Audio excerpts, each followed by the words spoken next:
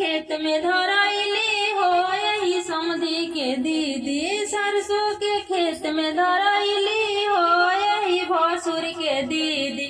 सांझ बेरा साग खोटे गईली हो यही समधी के दीदी। सांझ बेरा साग खोटे गईली हो यही भसुर के दीदी। सांझ बेरा साग खोटे गईली हो यही दुल्हा के दीदी। गईले कमन रसिया करे खेतवानी। गईले कमन रसिया करे खेतवानी। सरसों के खेतवा में लिहले पटाई। सरसों के खेतवा में लिहले पटाई।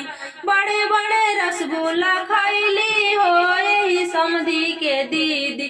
बड़े बड़े रसगुल्ला खैली हो यही भसुर के दीदी। सरसों के खेत में धरैली हो यही समधी के दीदी। सरसों के खेत में धरैली हो यही भसुर के दीदी। सुनले समधी साले गड़बड़ घोटाला। सुनले भसुर साले गड़बड़ घोटाला। 3 दिन में खूबे पियरैली हो यही समधी के दीदी। 3 दिन में खूब पियरैली हो यही भसुर के दीदी।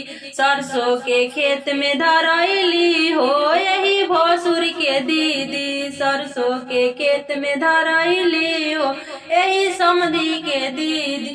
सांझ बेरा साग खोटे गईली हो यही भसुर के दीदी। सरसों के खेत में धरैली